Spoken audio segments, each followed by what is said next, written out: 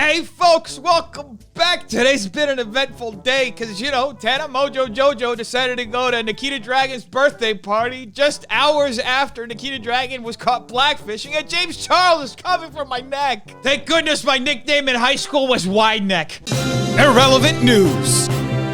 After everything that happened over the past week between Wall Street Bets, Wall Street, and the Robinhood app, somebody decided to send the Robinhood app a nice wholesome message. Suck my nuts, Robinhood. Wow, I was not expecting a sign like that on a plane. It makes a lot more sense in the streets of New York. I slid the pilot some extra money to circle right above Robinhood's HQ for a while. Go take some photos. I don't even live there. Talk about putting your money where your mouth is. And speaking of absolutely unexpected, Keemstar and H3H3, when did they start playing for the same team? Keemstar, H3H3, hating Logan Paul. Folks, Logan Paul's redemption arc is complete. He is literally reuniting people who absolutely despise each other. Seriously, it'd be easier to look down and see two shadows than for H3H3 and Keemstar to come together, but Logan Paul did it. And speaking of influencers and drama, Bryce Hall, who is seen here holding in a fart, recently had a few thoughts about influencers getting into drama. I get secondhand embarrassment too much from some of the drama that these influencers are starting. Oh, well, thank goodness that Bryce Hall is the type of person who never in his entire career on social media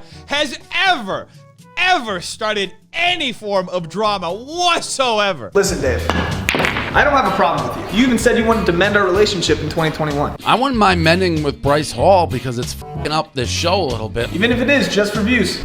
Oh yeah, I forgot. He just tried to start drama yesterday. Guess that didn't age well. Meanwhile, Madison Beer, no relation, has a lot of thoughts about cancel culture. What are your thoughts about cancel culture? I have many thoughts. I think there's a lot of layers to it. I think in society, celebrity/influencers or anyone of the sort are for some reason deemed not as human as everyone else. Well, thank you for saying that, Madison. You know, folks, it can be really hard to get that message across. People tend to forget other people's humanity. Don't put people on a pedestal and you won't be disappointed when they make human mistakes. Cheers to that. And in other news, Noah Beck, what's he been up to? Someone tell me why young Sarah Paulson looks like Noah Nat WTF. Why does everyone make fun of your neck? Noah Beck.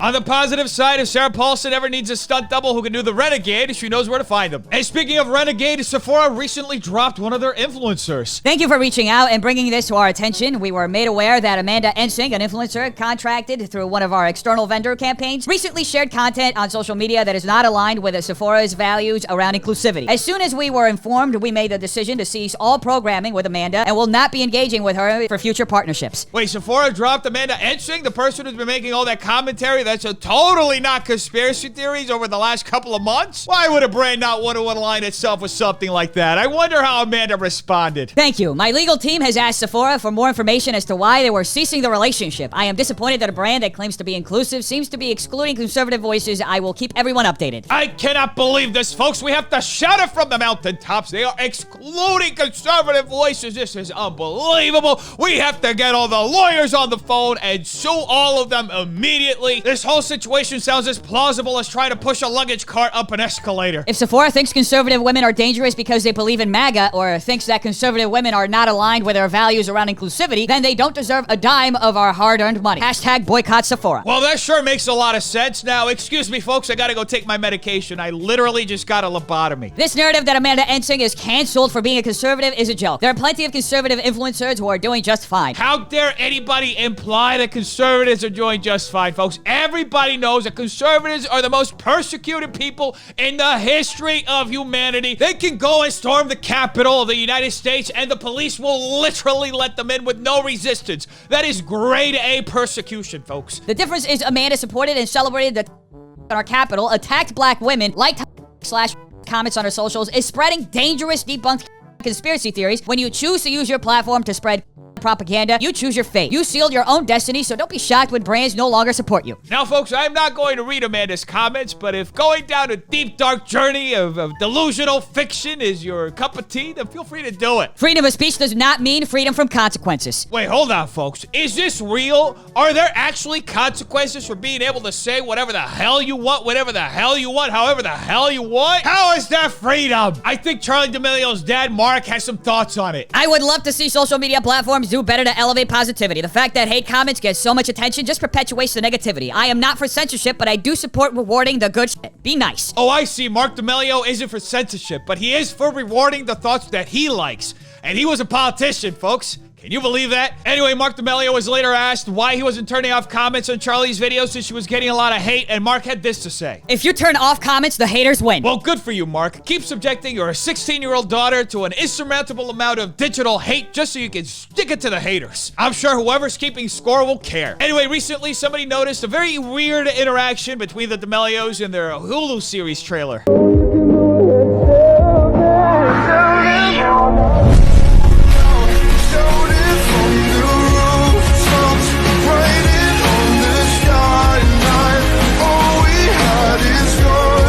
Well, I guess it's a good thing that D'Amelio's got a reality show out of doing TikTok dances because it seems like they have more bottled up drama than a Jane Austen novel. Anyway, Charli D'Amelio recently addressed the COVID vacation her family took to the Bahamas. I know you received a lot of backlash about the Bahamas. What was your response to that? I was just wondering. No response. No response? No response? Thank you, Charlie. I got you. Oh, that is unexpected. I wonder what Trisha Paytas has to say about this. She's an absolute idiot. Oh, that is one way to put it. Please get her off TikTok and back in school. Her lack of intelligence/common sense is appalling. Folks, Charlie's a sophomore in high school. What do we expect? The real thing we should be looking at are the parents who really need to get a new job that doesn't involve managing their daughter's social media. We need to help these girls ASAP. Are they actually being held hostage? I mean, in a weird way, every child kind of is until they turn 18. It's just not every child is the most popular person on TikTok. And speaking of clout chasing, Tana Mongeau JoJo, how is she messing up now?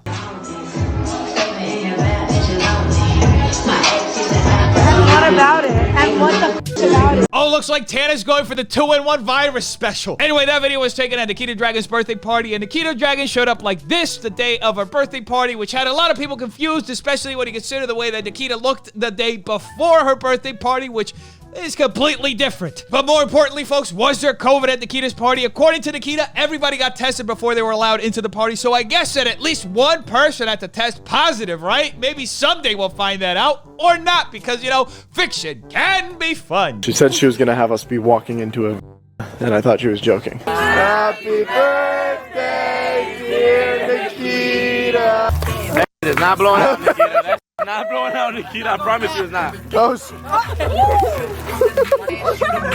Remember, folks, 26.2 million cases, 441,000 deaths, and these nice folks give as much of a hell about it as they do about all the allegations against the Lopitos.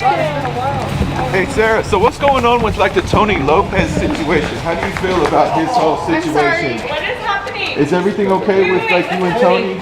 And what about Andre? They're just taking it. Why are you hiding? That is Tony Lopez's girlfriend, Sarah Jade Blue, literally running away from paparazzi so she doesn't have to answer questions about the Tony Lopez allegations. I guess they got nothing to hide, folks. Follow the Lopez brothers? Yeah, I mean, I still follow him personally, but like, I mean, obviously people do mistakes. They do have mistakes, and I think he just has to learn from them. I guess somebody should teach this TikToker that some mistakes are considered felonies in literally every single state. Anyway, folks, with the Lopez brothers facing so many allegations and legal action, some videos have been resurfacing, including this one with Tony Lopez and James Charles. Like, tell me what I gotta do to make you mine for a lifetime. Anyway, folks, this video is from early 2020, before the allegations against the Lopitos were made public, but it kind of makes sense now why James Charles still hasn't disavowed the Lopitos, and in fact, up until just a few days ago, still had a video with the Lopitos fully monetized on his channel. Because if you're gonna make some money off of some alleged pedos, might as well make a lot of it, while introducing them to as many young girls as possible. Anyway, folks, I actually shared this video on my Twitter with the following caption. Who could have seen this coming? Video James Charles and Tony Lopez briefly kissing resurfaces. Tony is currently being sued for allegedly s***ing and is with two 15-year-old girls. James is yet to disavow the Lopitos. Now, I guess this really struck a nerve with James, folks, because he apparently really doesn't want to disavow the Lopitos, and he responded by saying this. This was almost an entire year ago. You are such a pathetic excuse of a drama channel. It is absurd. Well, who would have known, folks, that for James Charles, it's way more important to profit from and defend some alleged pedos than it is to have an ounce of integrity or class. And now a palate cleanser.